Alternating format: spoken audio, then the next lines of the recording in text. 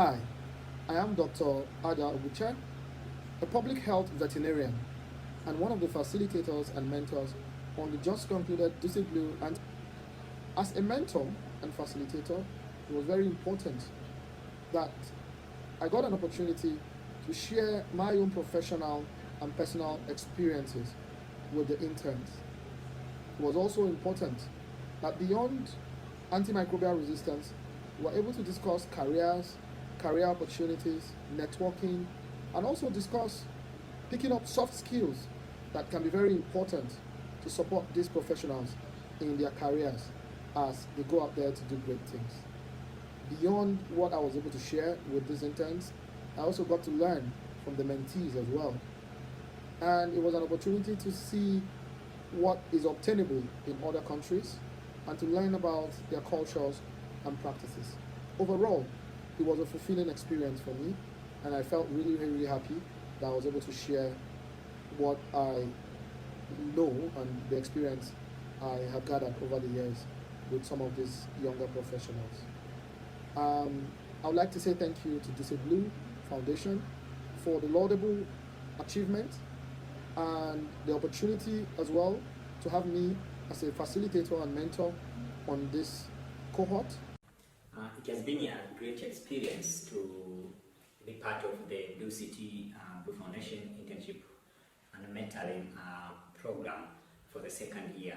And actually it is an amazing project shaping the young professionals and recent graduates to become antimicrobial resistance champions.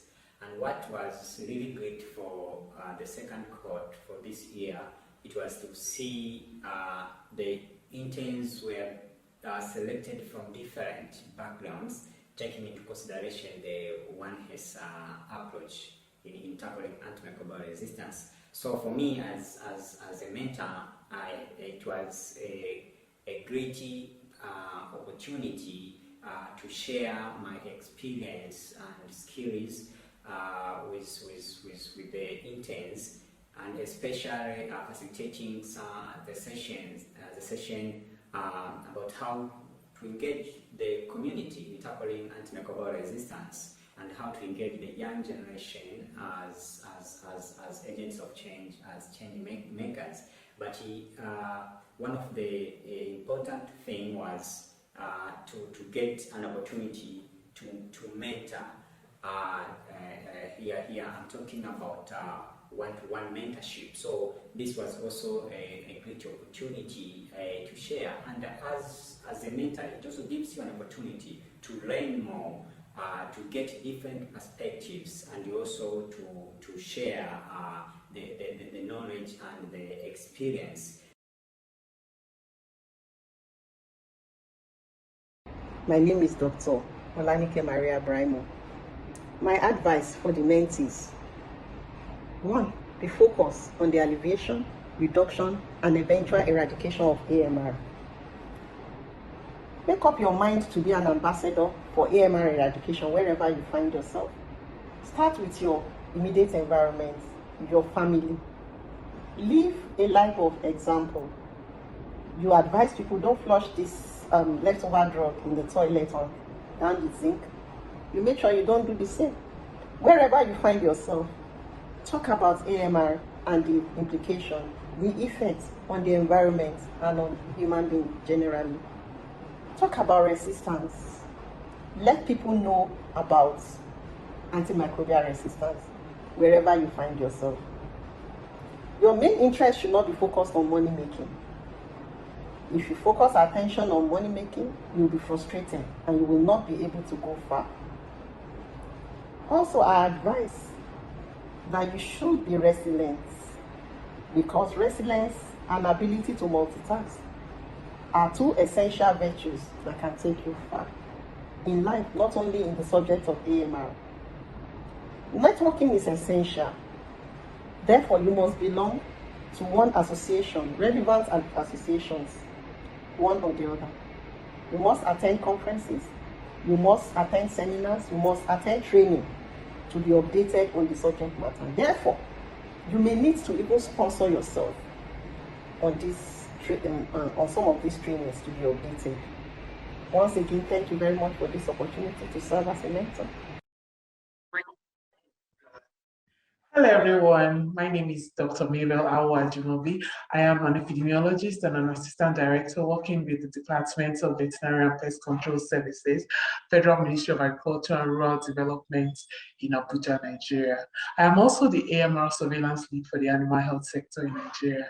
So my advice for One Health students and youths involved in tackling AMR would be to engage in different activities, such as theater presentations or role play as a way of creating awareness on AMR among the youth population. There is also the need to engage in conducting AMR research to provide evidence. One Health research, particularly cutting across humans, animals, and the environment to provide evidence for better understanding of the drivers of AMR in these different sectors and the different roles that they play. And then another activity will be to develop games, like video games, targeted at addressing AMR.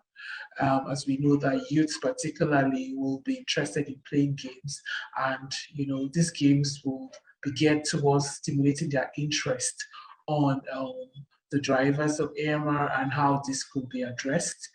As well as we are aware that AMR is currently being introduced in the curriculum at university level, it will be important to introduce this to primary and secondary school children as well.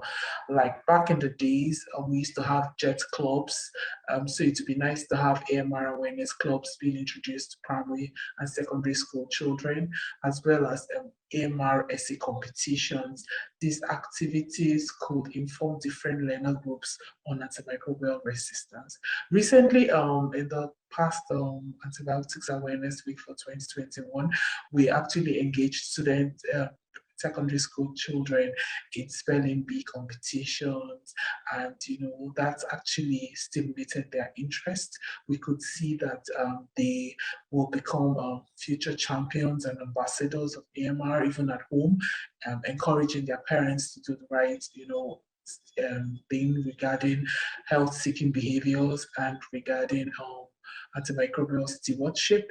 So it's important that we catch them young by engaging the youth population in different activities that will stimulate their interest and become a part of their normal lifestyle, because we have to focus on behavioral change communication, and one way to do that is getting children involved very early to understand what is important, how to seek care when they're ill, and what they need to do when they go to the hospital, ensuring that they get prescriptions, they get laboratory tests done before they're placed on antibiotics, and they need to finish their medication and all of that.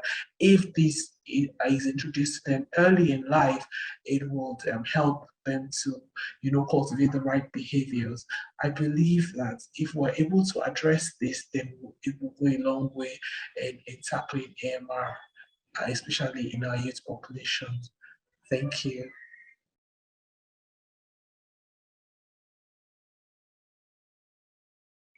I am Dr. Paul Amuta, and being a mentor on the Antimicrobial Resistance Internship organized by Ducit Blue Foundation has not only been a pleasure, it has been a privilege and an honor for me. My major takeaways are, first and foremost, Africans are not stuck in a rut. There are opportunities for us in industry, in research. There's a lot that we can do, and so we should rise up and begin to reach out for those opportunities. We're not hiding away from the world. The world is interested in us, and we should rise to the challenge. And that brings me to my second takeaway, which is that when we reach out for opportunities, we must go with the mindset that we have something to offer. Not just looking for a way to escape or a way to survive. We have something to bring to the table, and we should go with the intention of bringing our value forward. That's a major takeaway for me from this. And thirdly, like Ducit Blue has so beautifully demonstrated, Africans can do something about African problems. we can rise up. We don't need to wait for foreign aid. We don't need to wait for governments. We can put ourselves together and begin to do something, begin to reach out. The resources we need to answer our own problems, we have a lot of them already on ground in people, in our resilience, and so on and so forth. It was such a rich mix of intellectuals among the mentors and as well as with the students. Finally, I would speak to what I think the next steps for Ducit Blue should be. And of course, I think Ducit Blue needs to expand this mentorship program, this internship program, because, for example, I don't think North Africa or Southern Africa, or even a country which is so big on research like Ethiopia, I don't think those areas were covered in this cohort, and it would be such an amazing thing to have more Africans involved with issues like AMR, so on and so forth. And secondly, with regards to next steps, I think we should think more actively about getting grants for collaborative research, so that we can also actually do some real empirical stuff and answer some real problems. Thank you for the privilege, Ducit Blue. God bless you. Thank you. My name is Arnaud Soha. I'm doctor in animal physiology and pharmacology of natural resources. I'm based at the University of Calabi and precisely at the research unit in applied microbiology and pharmacology of natural resources. In third time, key takeaways and thoughts on next step for internship program.